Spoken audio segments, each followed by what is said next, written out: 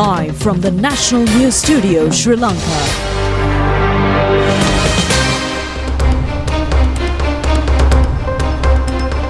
Hello there, good evening and welcome to the 9 p.m. news on the prestigious channel of Sri Lanka.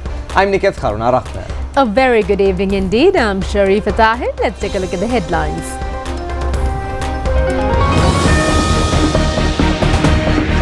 Five Underworld gangsters arrested in Indonesia brought back to Sri Lanka. Wearing of seatbelts is compulsory for passengers in the expressways from the 1st of next month. More incentives for export diversification and value-added products. A continuous monthly surplus is seen in the current account of the Central Bank of Sri Lanka in 2025. The Arogya Wellness Clinic program for a healthy nation gets underway. According to a US appeal court's verdict, many of the tariffs imposed by President Trump were illegal.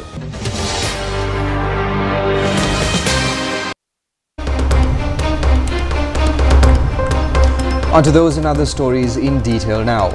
Five underworld gangsters, including Kehilbhaddara Padme, who were hiding in an ultra-luxury apartment in Jakarta, Indonesia, were brought back to the island via the Katunayake airport. The UL-365 aircraft carrying the criminals were brought under special security. The government of Indonesia has extended cooperation in bringing the organized criminal gangs to the island. The operation was conducted through coordination of the Indonesian security divisions, the Interpol and the Sri Lanka police. The group was nabbed by a joint operation conducted by the special Sri Lanka police team and the Indonesia Metropolitan Police. Wife and the child of organized criminal gang member Nirmala Prasanna alias Bako Saman were brought to the island earlier and arrested. Thereafter, the Criminal Investigation Department has arrested the 3-year-old daughter of the 30-year-old Sajika Lakshani Patini. The group of organized criminals arrested were Mandinu Padmasiri Pereira alias Kehilbhaddara Padme, Commando Salinda alias Salinda, Nirmala Prasanna alias Bako Saman, Nilanga Pereira alias Panadure Nilanga and Edirisingha Kankanamge Lahiru Madushan alias Tambili Lahiru.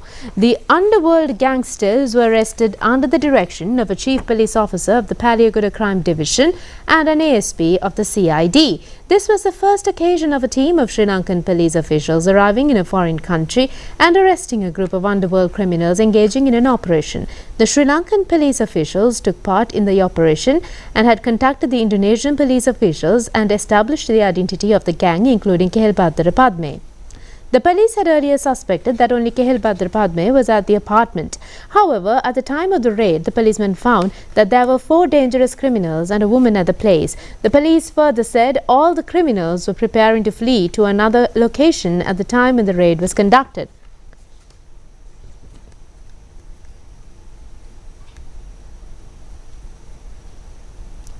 More attention has been focused on Mandinu Padmasiri Pereira alias Kehilbhaddara Padme after the incident of shooting to death of Sanjeeva Kumara Samararatna alias Ganemula Sanjeeva in the Halfduff courts. The security divisions have confirmed that the shooting was carried out by Kehilbhaddara Padme. It was wanted in connection with several other murders and large-scale drug racketeering. It has also been reported that all the killings planned by Padme were carried out by Commander Salinda. These gangsters had created a group of hired killers in the past. The police have also identified the other arrested 2 criminals, Bako Saman and Tambili Lahiru, as well as Aruna Gamage, who killed Kajja in mid-Denia, were also responsible for the murders. It has also been reported that the other gangsters were also connected to many narcotic racketeering and red warrants were issued against them.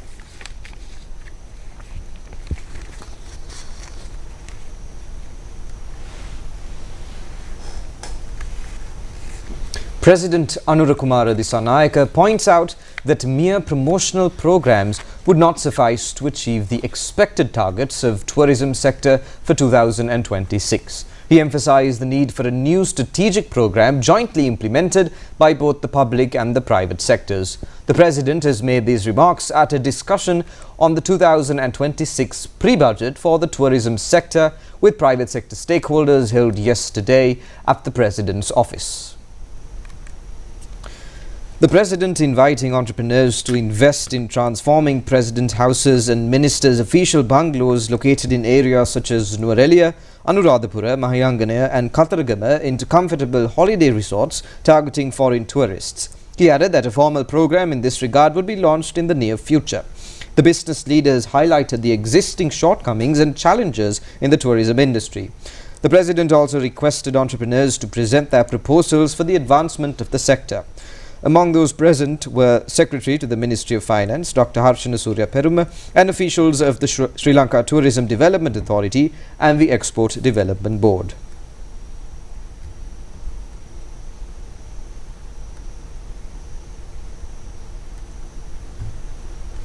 A pre-budget 2026 discussion was also held between the President and the private sector representatives of the agriculture and food and beverage sectors at the Presidential Secretariat yesterday. President Anurakkumara Dissanayake stated that future incentives will be introduced to encourage export diversification and the development of value-added products.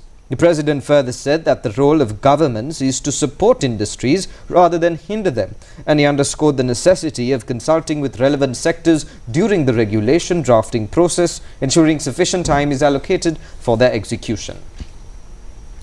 The Central Bank of Sri Lanka says that the performance of the external sector further strengthened in July 2025, with the current account recording consecutive monthly surpluses thus far in 2025. It further points out that activities in the fields of tourism, foreign services, exports have been further strengthened. A communique issued by the Economic Research Department of the Central Bank yesterday says the performance of the external sector further strengthened, with the current account recording consecutive monthly surpluses. Total exports, including merchandise goods and services, improved to $12 billion during the 7 months ending July 2025, recording a growth of 6.7%. A special feature has been the merchandise trade deficit narrowed in July 2025 compared to July 2024, as the growth in exports outpaced that of imports. Vehicle imports, comprising both personal and commercial vehicles, amounted to $193 million in July 2025, leading to total vehicle imports of $668 million for the first 7 months of 2025. Tourist arrivals reached 200,244 during the month of July 2025, marking a growth of 6.6% compared to July 2024. Accordingly, earnings from tourism in July 2025 were estimated at $318 million. Workers' remittances amounted to $697 million in July 2025, recording the highest monthly workers' remittances since December 2020. Foreign investments in the government's securities market continued to record a net inflow in July 2025, while the foreign investments in the Colombo Stock Exchange, covering both primary and secondary markets, recorded a net outflow during the month.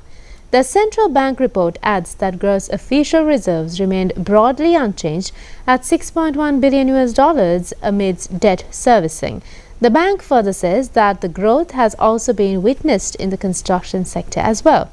According to the External Sector Performance Index, the construction sector growth has gone up by 60 points in July 2025.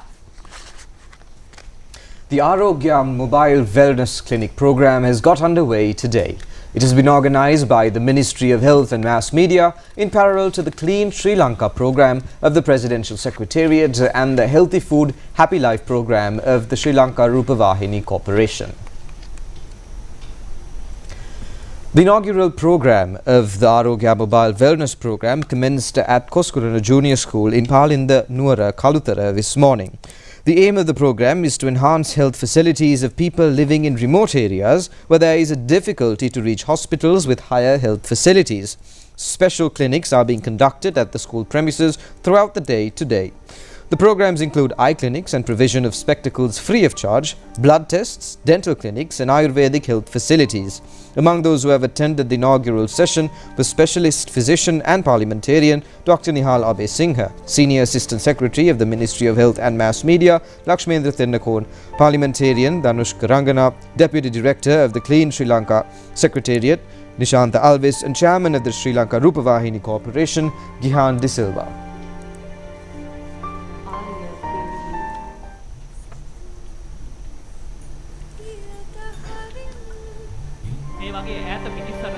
Assistant Secretary of the Ministry of Health and Mass Media, Lakshmendra Tennakon, said that they have educated earlier the residents in remote areas and visits are being made every Saturday to difficult areas in order to provide medical treatment to the residents.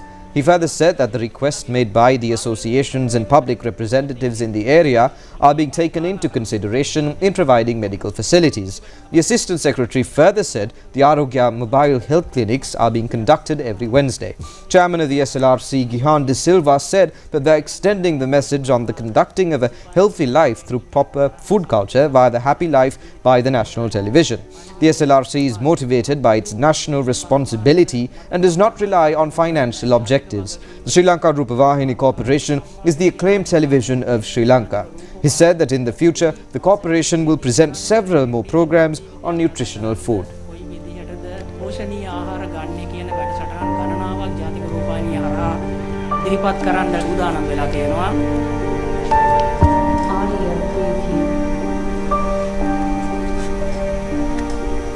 It has become mandatory to wear seatbelts by every passenger travelling on the Southern Expressway from the 1st of next month. Chairman of the National Council on Road Safety, Manjula Kularatne, said at a media briefing today that following the practice of wearing seatbelts, it would become possible to reduce the loss of lives due to accidents by around 40%.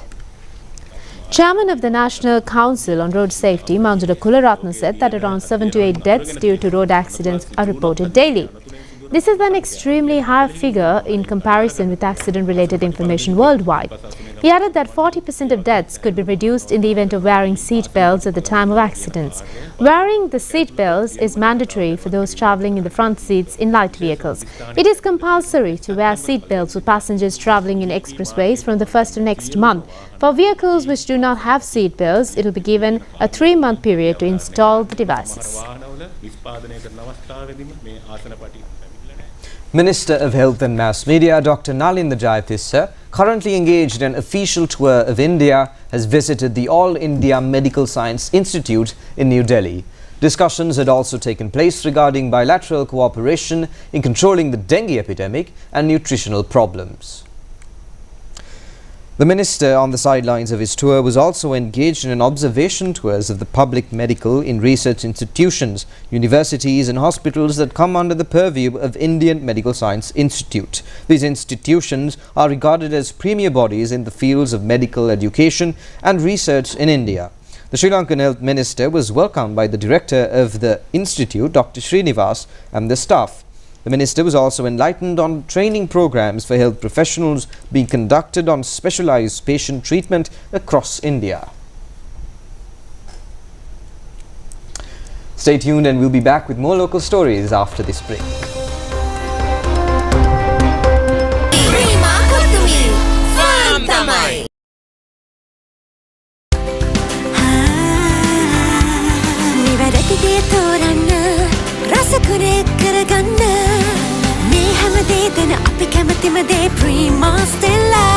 Prima Stella, අපි හැමෝම කැමති. Live from the National News Studio, Sri Lanka.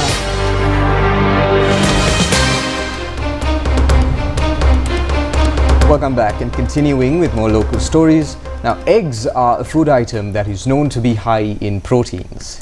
Yet, there are many facts unknown to consumers in purchasing and consumption of eggs.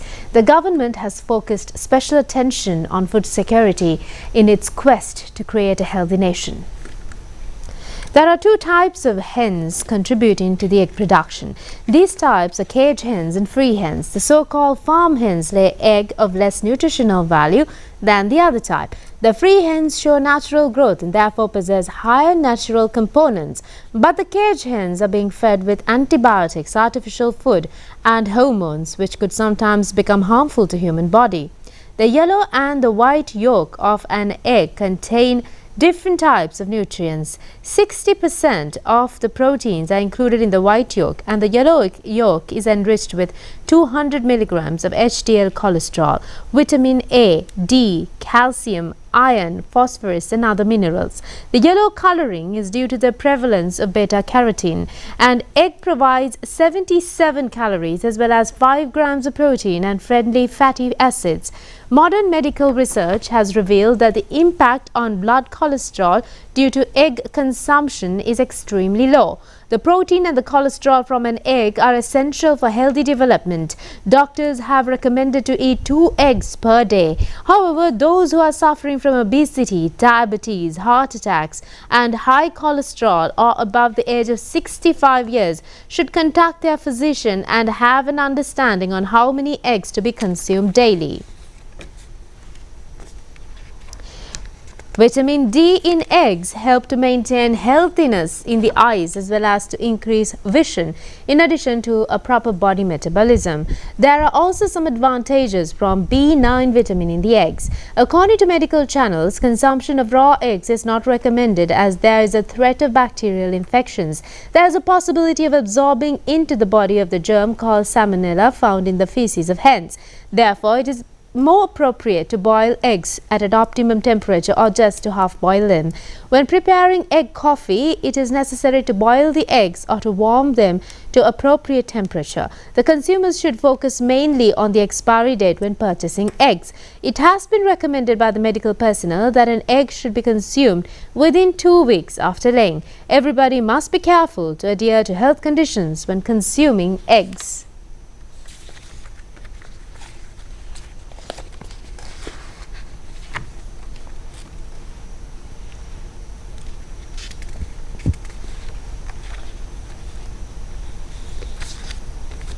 A meeting between Prime Minister Dr. Harini Amarasuriya and Sri Lankan representative of the United Nations Population Fund, Kunle Adeni, who concludes his official term, has taken place today. The Prime Minister has appreciated the assistance extended by the outgoing UN representative during his tenure. Kunle Adeni has expressed his special thanks to the Prime Minister for her leadership role in establishing the National Women's Commission. He has also commended the professional attitude of the Sri Lankan partners in carrying forward the activities of the UN Population Fund. The Prime Minister has raised the long-term partnership of the United Nations Population Fund with Sri Lanka and also extended gratitude on the contributions made by Adeni in this regard. Senior officials of both parties have taken part in this discussion. We now move on to some development news. The Valalla Vita Kapuela Road in Kaluthara is being developed under the theme Thriving Country, Beautiful Life. The project got underway under the direction of parliamentarian Dhanushkar Ranganath at a cost of 5 million rupees. Residents say the road is being used mostly by people to carry their produce to the market. With the reconstruction of the road, nearly 300 families will be benefited.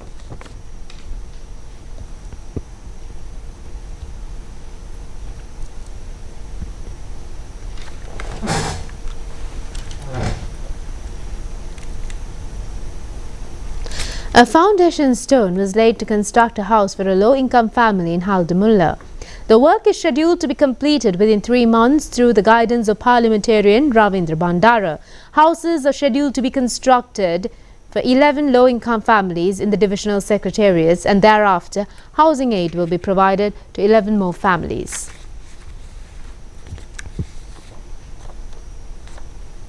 A baby hippo was born at the Dehivala National Zoological Garden recently. The hippo couple Hubert and Nella were the parents of the offspring, of which the gender has not yet been determined. Zoo officials say a name is yet to be given to the baby hippo born on the 27th of this month. Those of you who plan to visit the Dehivala Zoo these days will be able to watch the newcomer. Africa is the birthplace of Nile hippos. The parent hippos were brought to Sri Lanka under an animal exchange program with the Prague Zoological Gardens of the Czech Republic.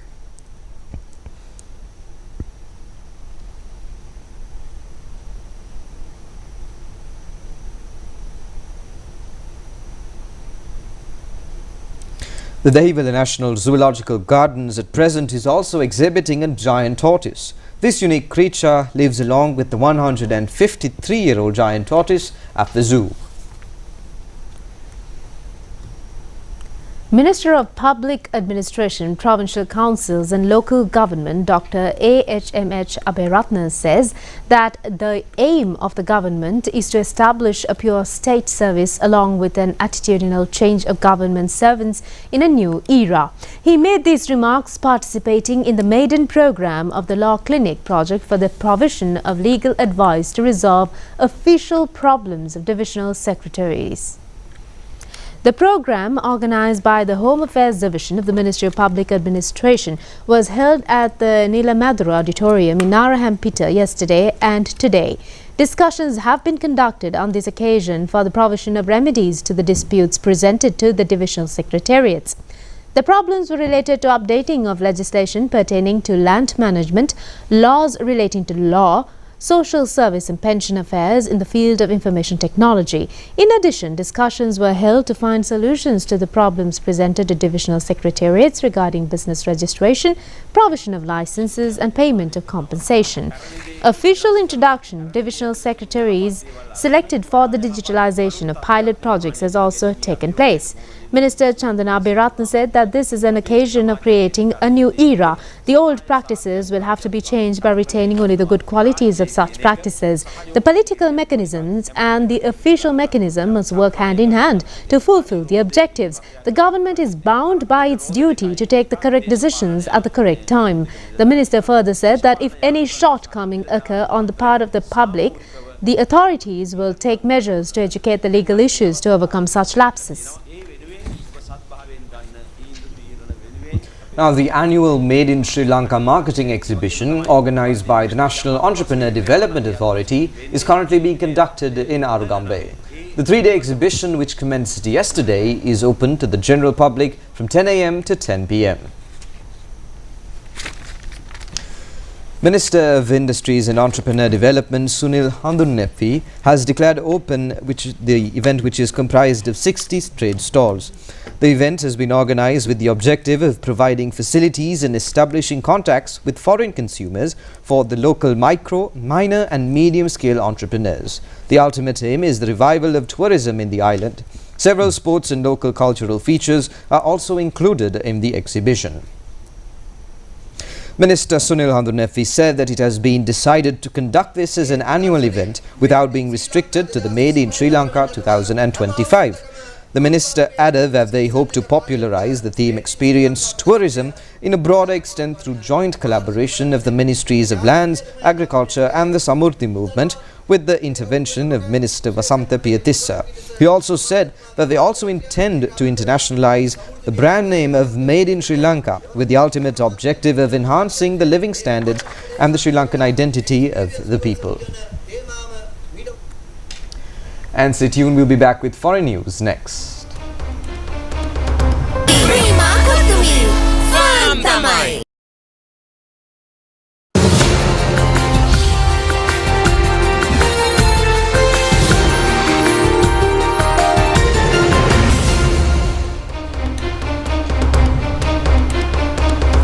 We move on to news overseas now. A U.S. appeals court has ruled that most tariffs imposed by President Donald Trump were illegal, setting up a major legal battle that could end up in the Supreme Court. In a 7-4 decision, the Court of Appeals for the Federal Circuit struck down Trump's reciprocal tariffs on dozens of countries as well as duties on Canada, Mexico and China. Judges said Trump had wrongly used emergency economic powers to justify the levies, noting that only Congress has the authority to set tariffs.